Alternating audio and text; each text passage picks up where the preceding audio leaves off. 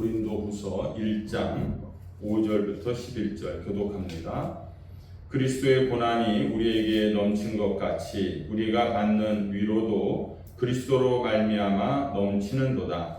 우리가 환난당하는 것도 너희가 위로와 구원을 받게 하려는 것이요, 우리가 위로를 받는 것도 너희가 위로를 받게 하려는 것이니, 이 위로가 너희 속에 역사하여 우리가 받는 것 같은 고난을 너희도 견디게 하느니라. 너희를 위한 우리의 소망이 견고함은 너희가 고난에 참여하는 자가 된 것 같이 위로에도 그러할 줄 알미라.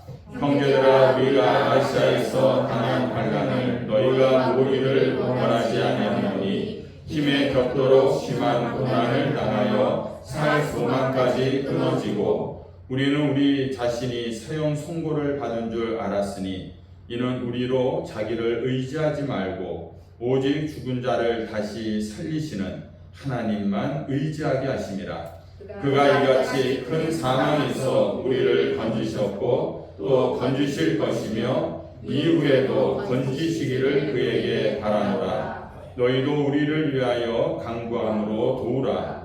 이는 우리가 많은 사람의 기도로 얻은 은사로 말미암아 많은 사람이 우리를 위하여 감사하게 하려 함이라. 아멘. 오늘날 우리가 살아가는 이 세상은 눈부신 과학의 기술의 그런 발전과 또 정말 과거와는 상상할 수 없는 그런 물질적인 풍요 속에서 우리가 살아가고 있다는 것이에요. 그런데 역설적으로 그 어느 때보다도요, 우리는 깊은 고립감을 느끼고 또 심리적인 압박 속에서 우리는 살아가고 있다는 것입니다. 급격한 경제적인 어떤 변화, 아침에 일어나고 나면은 세상이 바뀌는 그런 모습들을 우리가 경험하고 있고, 또 하루하루를 우리가 직장에서 일하고 있는데 언제 내가 회사에서 쫓겨날지 모르는 그런 고용 불안, 그럼에도 불구하고 SNS를 보면은 화려하게 살아가는 사람들의 삶의 모습들이 보이고 있다는 것입니다. 거기에 자기의 이 초라한 이 현실을 비교해 볼 때에 우리는 상대적인 박탈감을 느낀다. 그리고 많은 사람들이 또 우울해한다라는 것입니다. 많은 사람들이 이러한 고통을 잊기 위해서 술과 마약과 때로는 도박 같은 그런 극한 쾌락과 중독의 문을 계속해서 두드리고 있다는 것이에요. 그럼에도 불구하고 여러분들, 그들이 진정한 위로를 받고 있지 못하다라는 거예요.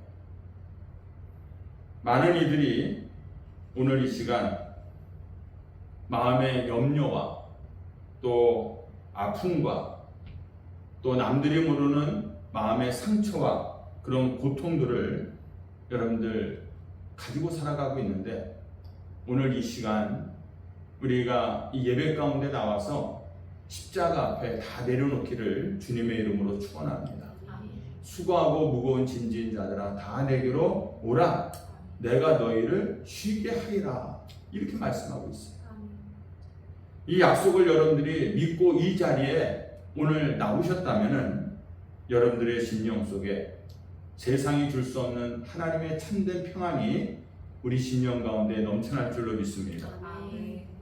오늘 주님의 세미한 음성을 듣고 우리 심령이 살아나고 또 우리의 영육이 주님 안에서 회복이 되고 치유가 되는 그런 축복과 기적의 시간이 되기를 주님의 이름으로 축원합니다. 여러분들, 가끔 가다가 우리가 이 힘든 세상을 살다 보면은요, 문득 이런 생각을 해요. 왜 내 인생에는 이렇게도 고난이 계속될까? 고난 없이 평탄한 날만 있으면 얼마나 좋을까? 이런 상상을 한번 해보는 겁니다. 늘 따뜻한 태양만 비추고 늘 좋은 일만 가득하기를 바라는 것이 어떻게 보면은요, 연약한 우리 인간의 솔직한 심정입니다. 우리의 심정은 그렇잖아요. 고통스럽고 힘든 것들은 좀 피해가고 편안하고 즐겁고 쉬운 일만 했으면 좋겠다라는 것이 우리의 솔직한 심정입니다.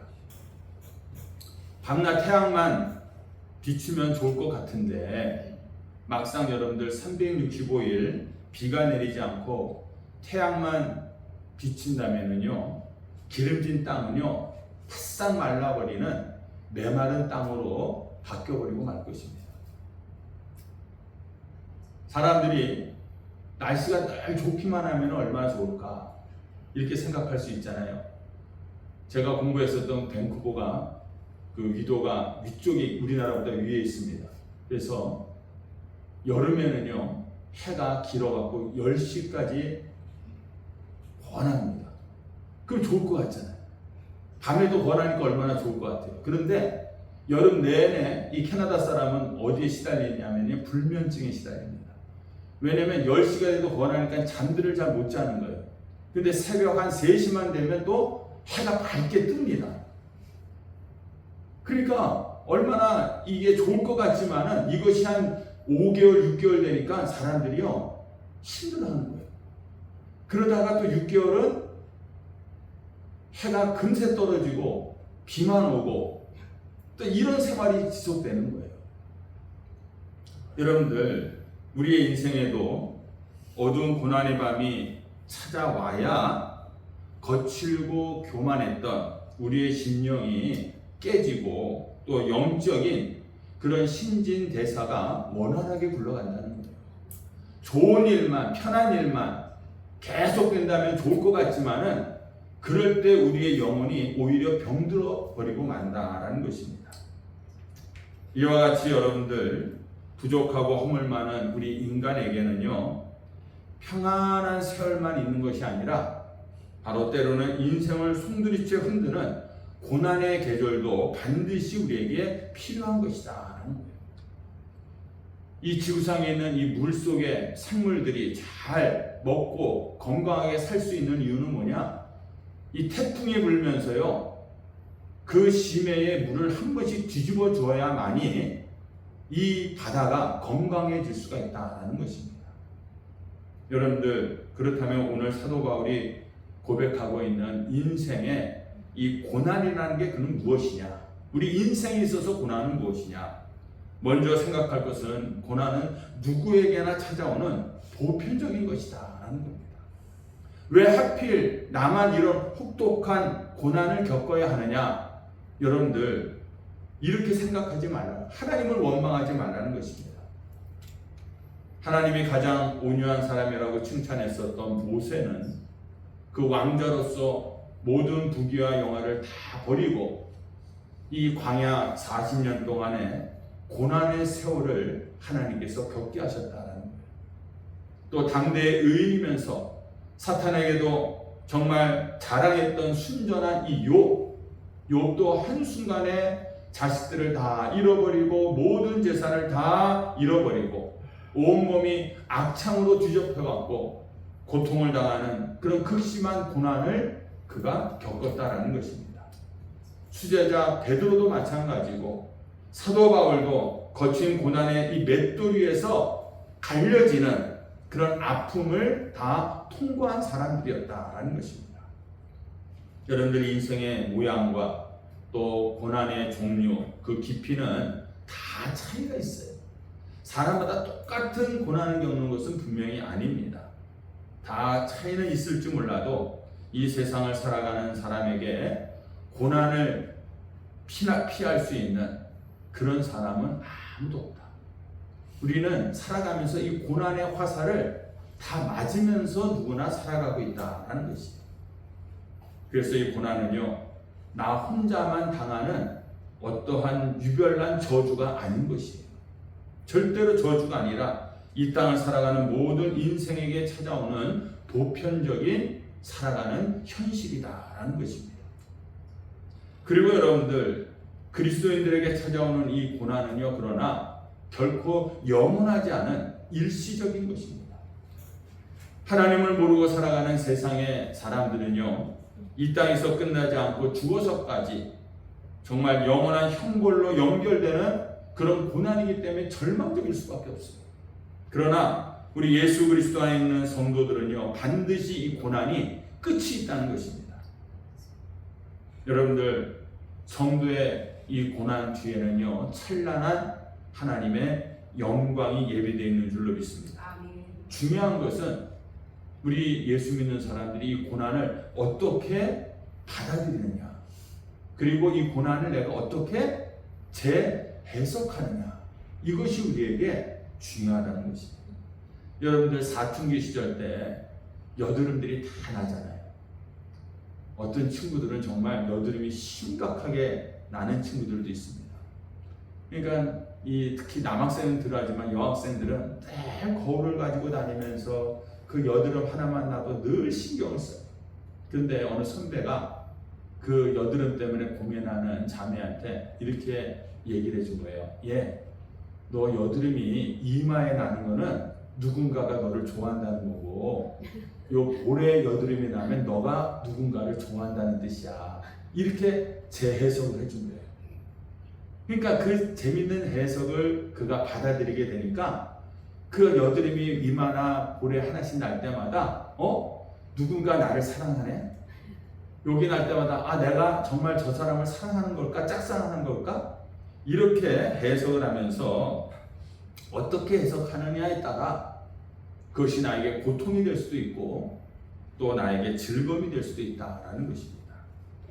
그러므로 여러분들, 성도의 고난에는 반드시 신성한 의미와 가치가 있는 줄로 믿습니다. 우리가 이유를 모르고 고난을 당하면 정말 미칠 것 같죠.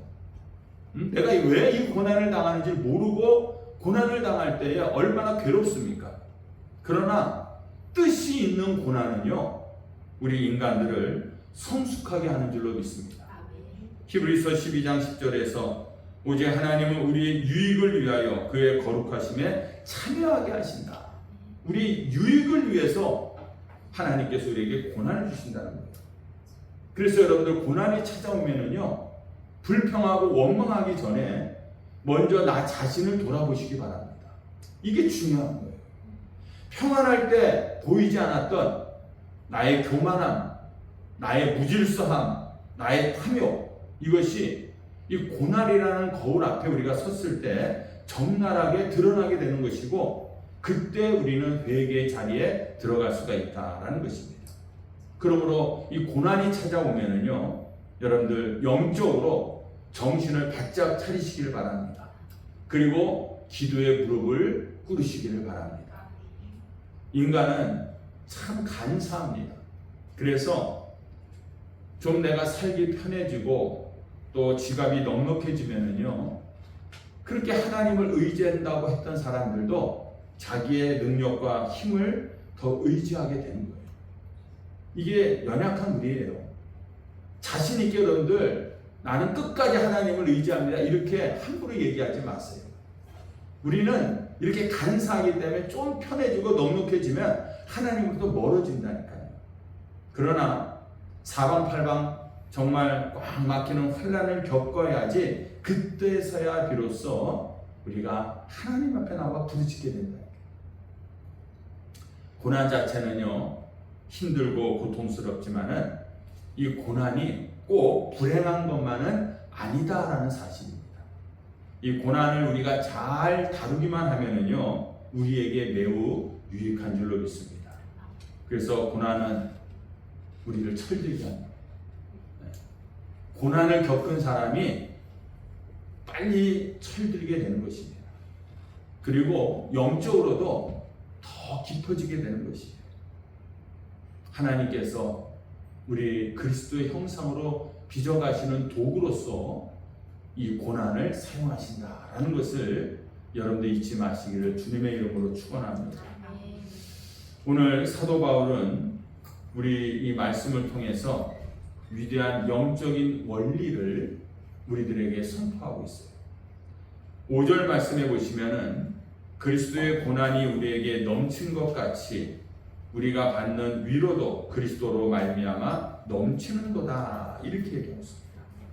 여러분들 이 말씀은요, 고난이 깊은 곳에 주님의 위로도 비례해서 더 깊고 풍성하게 찾아온다라는 사실이에요.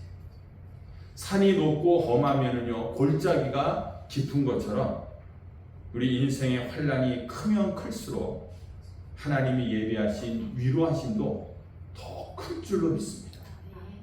그러니까 여러분들이 고난을 당하면서 기대하는 거예요. 하나님이 나에게 주실 그 위로가 클 것을 오늘도 우리가 기대하면서 나아가는 것입니다. 여러분들 여기에 두 가지 중요한 원리가 있는데, 인생의 고난 없이는 참된 위로도 없다는 것입니다. 그래서 시험에 합격해서 기뻐하는 사람에게는요, 여러분들 이 위로가 필요한 것이 아닙니다. 그때는 그 사람한테 축하가 필요한 거예요. 성공의 가도를 달리는 사람들에게 마음의 위로를 받으십시오, 이런 얘기를 하면은요, 황당한 겁니다. 위로는요, 오직 마음이 상하고 마음이 깨어지고 찢겨지고 더 이상 스스로의 힘으로서는 내가 도저히 일어설 수 없는 그런 고난의 자리에 앉아있는 자들에게 하나님께서 부어주시는 특권이 바로 여러분들 위로인 줄로 믿습니다. 아무에게나 위로를 주는 게 아니에요. 잘된 사람들에게 위로가 필요 없다는 것입니다. 내가 오늘 찢기고 상하고 정말 넘어지고 힘이 없고 정말 내가 외로워 있을 때에 하나님 그 사람들에게만 주시는 특권이 바로 위로인 것이에요. 그래서 이 위로의 원어의 뜻은요, 멀리 보좌에 앉아갖고 불쌍하니까 힘내세요 소리치는 외침이 아닌 거예요. 굶주린 사람에게 아유 좀 맛있는 거 좀 사 드세요, 좋은 고기 좀 먹으세요, 이렇게만 외치는 것이 위로가 절대 아니라는 것입니다. 극한의 고통 가운데 쓰러져 있는 그 사람 곁으로 직접 걸어가서 그의 이름을 부르고 그 사람의 손을 잡아 일으켜 세워주는 것이 바로 주님의 위로인 줄로 믿습니다. 여러분들, 제자들이 질 같은 밤에 갈릴리 바다 가운데서 큰 풍랑을 만나서 배가 부서지고 다 죽게 되었을 때에 우리 예수님께서는 해변에서 아이고 우리 제자들 이제 다 죽게 되었구나, 그렇게 구경만 하고 계시지 않았다는 것입니다.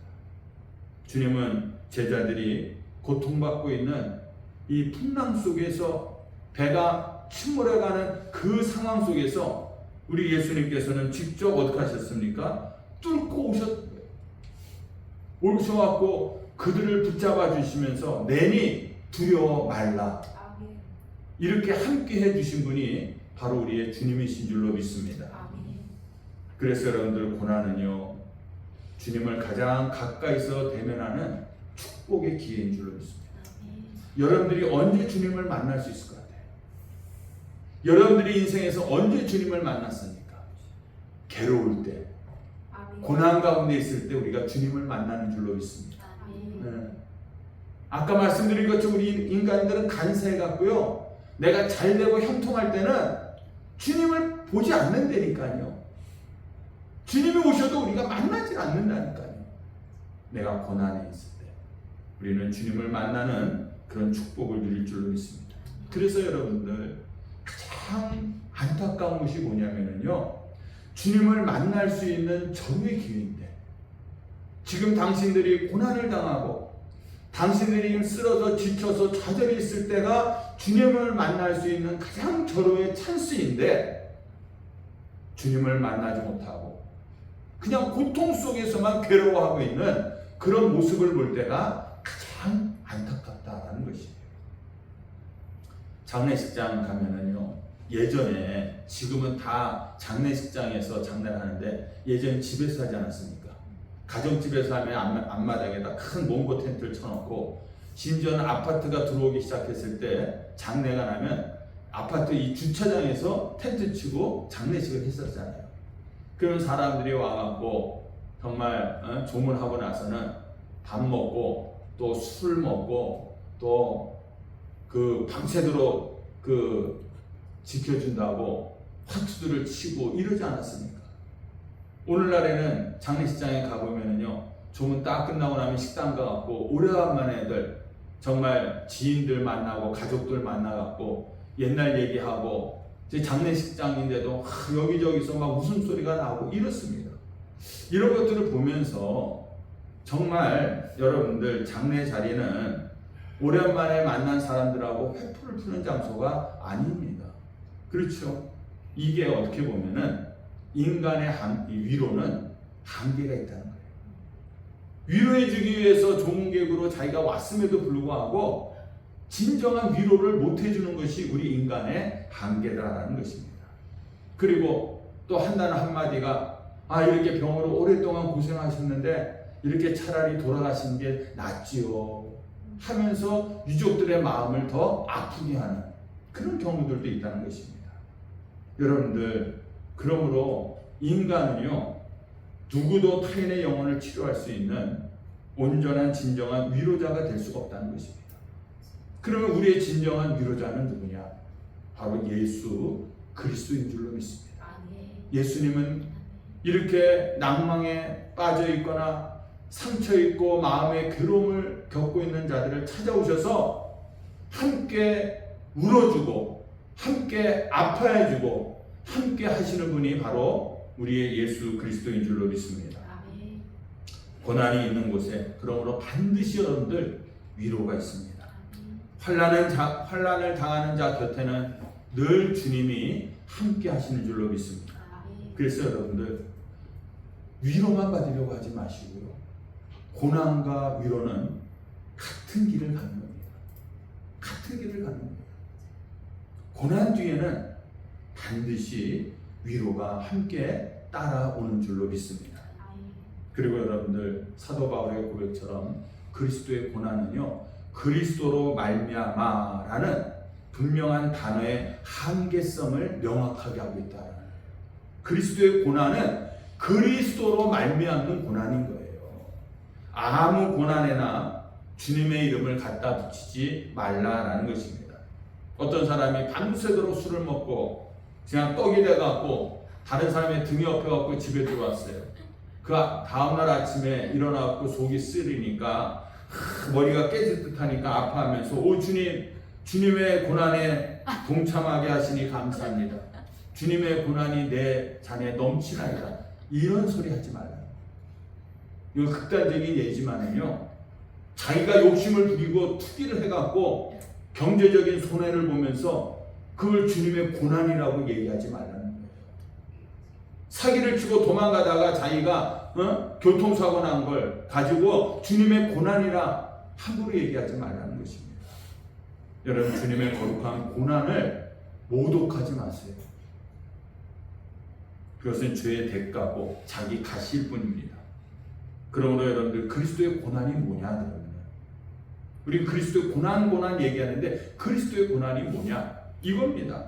교회를 내가 섬기다가 억울하게 받는 비난들, 또 복음을 전하다가 내가 어떤 물질적인 손해를 보거나 아니면 핍박을 받는 것들, 내가 하나님의 말씀대로 살아가려다가 직장에서나 사회에서 당하는 소외, 그리고 불이익들, 그리고 정말 많은 사람들을 위해서 내가 열심히 중보 기도하면서 밤낮으로 주님 앞에 중보 기도하다가 얻게 되는 어떤 육체의 질병들, 이런 것들을 우리는 그리스도의 고난에 동참하는 것이다라는 것입니다. 이 거룩한 고난의 뒤에는요, 반드시 예수 그리스도로 말미암아 흘러넘치는 하늘의 위로가 임하는 줄로 믿습니다. 하늘의 위로가 그 그리스도의 고난에 동참해서 그리스도로 말미암아 오는 그런 위로를 우리가 받게 된다. 여러분들, 왜 그리스도만이 우리의 참된 위로자가 되실까요? 여러분들, 주님은요, 우리보다 더 혹독한 처절한 고난을 온 몸으로 다 당하셨기 때문에 그렇다. 여러분들, 예수님도요, 우리와 똑같이 더 배신을 당하셨어요. 우리는 사람들한테 배신당했으면 얼마나 상처를 받습니까? 저 사람 평생 안 볼 것처럼 그 한 사람 때문에, 한 사람이 나를 배신한 것 때문에. 근데 예수님은 온 백성들로부터, 온 이스라엘 백성들로부터 배신을 당하셨어요. 예수님은 엄청난 억울함을 당했습니다. 아무 죄가 없음에도 불구하고 십자가에 못 박혀 죽게 되는 억울함을 당하셨어요. 사람들로부터 외면을 당하셨고, 쫓김을 당하고, 채찍에 맞고, 벌거벗겨져서 십자가에 못 박혀서 죽는 극심한 고통을 당하셨다는 겁니다. 여러분들, 그래서 우리가 흘리는 눈물, 우리가 흘리는 그 고통, 질병의 아픔, 우리 주님께서 다 알고 계시다는 겁니다.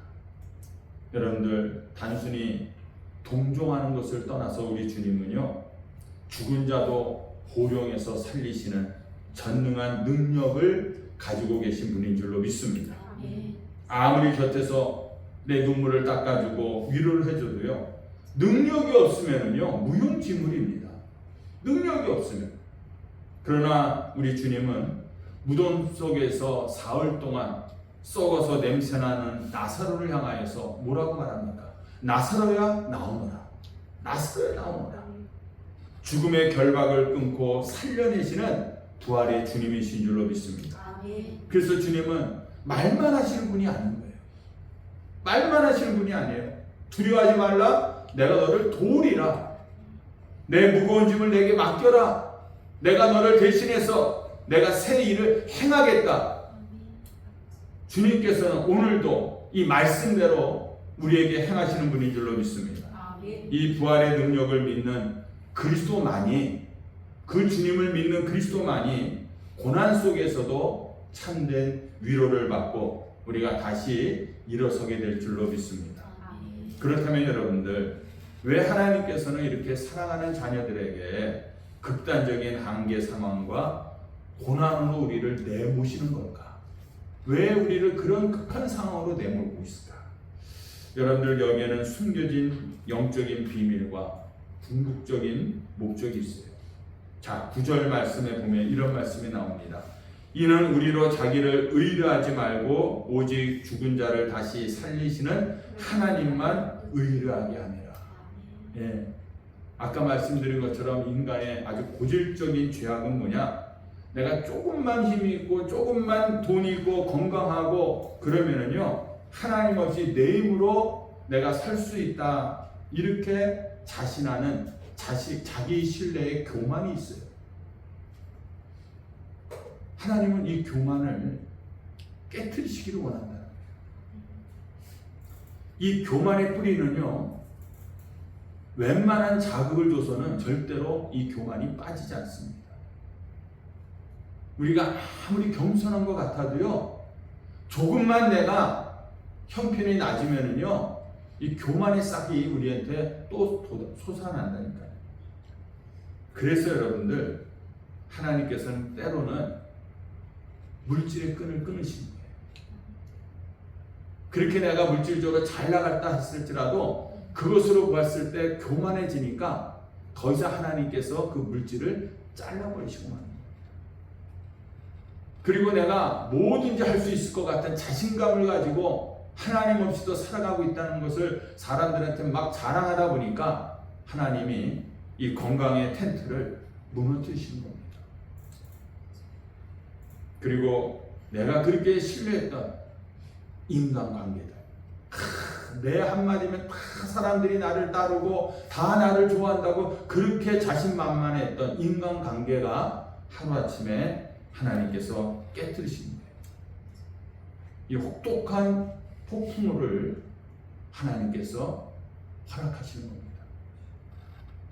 그래서 이런 폭풍우가 지나 우리에게 오면은요, 더 이상 내 힘으로, 내 지혜로, 내 능력으로 할 수 있는 것이 아무것도 없었죠. 그때 우리는 깨닫게 되는 거예요. 하나님, 나는 아무것도 할 수 없습니다. 하나님, 나는 아무것도 아닙니다. 내가 손을 들면서 하나님 앞에 완전하게 내가 항복하는 그 절망의 지점이 오히려 역설적이게도 하나님의 구원의 역사가 시작되는 지점인 줄로 믿습니다. 내가 완전히 하나님 앞에 손을 들어야만이 하나님께서 내 손을 붙잡아 주시는 줄로 믿습니다. 여러분들 전적으로 하나님 앞에 무릎 꿇으시기 바랍니다. 조금 내가 좀 낮았다. 요즘에 한참들 주식들 하잖아요. 예전에 주식하는 분들 보면은 그 주식이 떨어져 있습니다. 자꾸만 떨어지니까 막 인상 쓰고 이러다가 요즘에 주식하는 사람들 보면 얼굴들이 펴있단 말이에요. 주식들이 올라가니까. 그러니까 뭐라도 내가 된 것처럼, 세상을 내가 다 잡은 것처럼 이렇게 자신만만한데, 여러분들 제가 장담하지만 그 주식 끝까지 가지 않습니다. 언젠가 또 떨어진단 말이에요. 그러므로 여러분들 비로소 내 인생의 참 주인이신 하나님의 그런 통치와 기적을 내가 오늘도 경험하기를 원한다면은 하나님 앞에 겸손하게 무릎을 꿇으시기 바랍니다. 바울은요, 옥에 갇혀 있었던 일들, 또 여러 번 죽음의 위기를 맞았던 일들, 강도를 당한 일, 또 자지 못하고 먹지 못했던 그런 고난들을 열거하면서 오늘 힘에 겹도록 심한 고난을 당하여 살아야 할 소망까지 끊어지고 사형 선고를 받은 줄 알았다, 이렇게 고백하고 있습니다. 여러분들 사도 바울이 경험한 이 고난은요, 극심한 고난인 거예요. 극심한 고난. 죄송하지만 여러분들 사도 바울과 같은 고난 당해보셨어요? 우리가 지금 고난 당한다, 힘들다, 어렵다, 괴롭다 얘기하고 있지만은 이 사도 바울이 당한 이 고난에 비할 수가 있겠느냐라는 것입니다. 그가 당했던 이 극심한 이 고난은요, 하나님께서 이 바울을 파멸시키기 위한 고난이 아니다라는 것을 기억하시기 바랍니다. 바울의 내면에 단 한 톨이라도 남아있는 어떤 자만과 인간적인 생각들, 이것을 완전히 용광로에서 완전히 불사르게 만들기 위해서 하나님께서 행하신 하나님의 섭리인 줄로 믿습니다. 고난은 그렇기 때문에 결코 아픔으로만 끝나는 것이 아니에요. 여러분들 10절 말씀 보세요. 그가 이같이 큰 사망에서 우리를 건지셨고 또 건지실 것이며 이후에도 건지시기를 그에게 바라노라. 우리를 죄악의 수렁에서 건지셨던 신실하신 이 하나님께서는 오늘 우리가 당한 이 환난에서도 반드시 우리를 건져 주실 줄로 믿습니다. 그리고 앞으로 다가올 미래에 사망의 음침한 골짜기에서도 우리를 완벽하게 하나님께서 건져내심을 우리는 믿습니다. 과거와 현재와 미래를 통해서 우리를 책임져 주시는 그 부활의 주님을 온전히 여러분들 바라보시기를 바랍니다. 우리는 인생의 뼈를 깎는 듯한 이 고난과 이 고난 한가운데 찾아오시는 하나님의 위로하심에 대한 말씀을 오늘 우리가 받았어요. 여러분들 이 위로의 말씀, 이 위로의 메시지는요, 그냥 우리의 마음을 달래주는 어떤 이 달콤한 심리적인 위로나 긍정의 힘이 절대 아닙니다. 이 위로의 뿌리는 인류 역사상 가장 처절하고 장엄했던 고난의 현장, 바로 골고다 이 언덕 위에 예수 그리스도의 그 십자가가 우리 고난의 뿌리인 줄로 믿습니다. 이 위로의 뿌리인 줄로 믿습니다. 거기에 깊이 박혀 있는 거예요. 십자가가 무엇이냐? 세상 사람들이 볼 때는요, 가장 참혹한 실패의 자리고 죄인이 당하는 수치와 저주의 형벌대가 바로 십자가인 것이에요.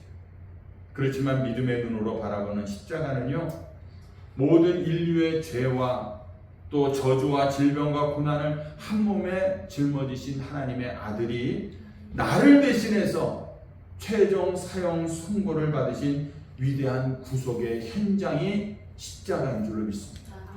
그 십자가, 주님께서 그 십자가 위에서 우리를 대신해서 쓴 잔을 마셨기 때문에 오늘 우리들은 평안의 단잔을 마시는 줄로 믿습니다. 십자가는 우리 인생의 모든 고난을 완벽히 해석하고도 나눔이 있는 최종적인 승리의 선언인 것입니다. 여러분들 주님의 그 십자가에 피 묻은 손으로 헬랑당하고 있는 고난 가운데 있는 우리 성도들의 눈물을 그 피 묻은 손으로 닦아주시는 줄로 믿습니다. 사랑하는 아들아, 사랑하는 딸아, 내가 너를 위하여 그 모진 십자가를 내가 지고 참았다. 내가 채찍에 맞음으로 너희가 나음을 얻었다. 내가 징계를 받음으로 말미암아 참된 위로를 너희가 누리게 되었다. 현실의 작은 고난 앞에서 낙심하거나 좌절하지 말아라. 내가 세상을 이기었노라. 죽은 자를 살리시는 이 능력이 지금 우리 곁에 계신 줄로 믿습니다. 여러분들 우리의 시선을 사방으로 에워싸고 주리를 트는 것 같은 그런 환경의 고난에 여러분들 넘어지지 마시기 바랍니다. 거기에 침몰하지 마시기 바랍니다. 오늘도 승리하셔서 우리 곁에서 위로하시는 그 주님을 바라볼 수 있는 우리 성도들이 되시기를 바랍니다. 여러분들 고난당하는 이웃들, 나아가서는 그러한 자들을 위로하는 통로로 여러분들이 쓰임받는 그런 하나님의 복된 성도들이 되시기를 주님의 이름으로 축원합니다. 우리 이 시간 함께 기도합니다. 오늘 말씀을 생각하면서 여러분들 정말 이 고난이 내게 유익이라, 이 고난 때문에 내가 원망하고 불평하고 좌절하고 하나님 앞에 정말 얼마나 많은 이 하소연들을 했습니까? 그러나 여러분들 이 고난 뒤에 찾아오는 유익이 반드시 있는 줄로 믿습니다. 산이 높으면 골짜기가 깊듯이 내 고난이 더 크고 어렵고 괴로우면은 하나님이 나에게 주시는 그 위로도 더 클 줄로 믿습니다. 그 말씀을 오늘도 붙들고 나아가시기를 바랍니다.